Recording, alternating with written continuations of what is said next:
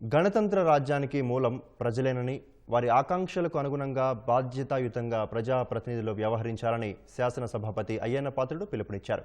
చట్టసభలు ప్రజాస్వామ్యానికి గుండె లాంటివని, ఇక్కడ జరిగే చర్చలు, సంప్రదింపుల ద్వారానే చట్టాలు రూపుదిద్దుకుంటాయని వివరించారు.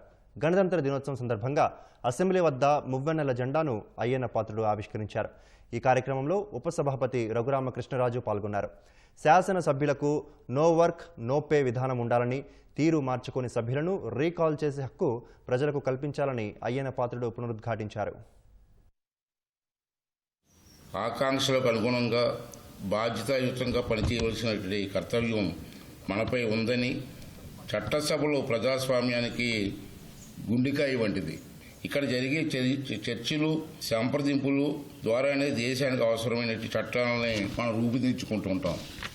ఆ రోజు అప్పుడున్న పరిస్థితులు పెట్టి ఆ రోజు చట్టాలు చేశారు. మారుతున్న రోజులు పెట్టి కూడా మన చట్టాల్లో మార్పులు తీసుకురావడం కోసం మన చట్టసభల్లో చర్చించుకోవాల్సిన అవసరం ఉంది. అందరూ ఆమోదంతో మార్పులు తీసుకురావడం కోసం ఒక చక్కటి అవకాశం మనకి ఆ రోజు పెద్దలు మనకు రాజ్యాంగంలో మనకి ఇచ్చారు. దాన్ని ఉపయోగించుకోవాల్సిన అవసరం ఉంది.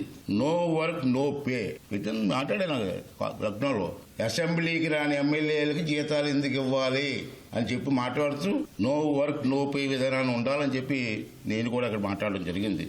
అదే కాకుండా అప్పటికీ వినకపోతే శాసనసభ్యులు వాళ్ళు తీరు మార్చుకోకపోతే ప్రజలు మళ్ళీ వాళ్ళు రీకాల్ చేసి ఎలక్షన్ పెట్టాలని చెప్పి చట్టం చేయమని చెప్పాను నేను. అది ఎమ్మెల్యే అయిపోయినా మాత్రం మన ఇష్టం మాట్లాడతారండి. నీకు అనుకూలంగా లేకపోతే నేను రీకాల్ చేయాలా, మళ్ళీ ప్రజలే ఎన్నుకోవాలా మళ్ళీ ఇమ్మీడియట్గా. అది చెయ్యొచ్చా చేయకూడదా అని మరి ప్రెస్ వాళ్ళు కూడా ఆలోచించవలసిన అవసరం ఉంది.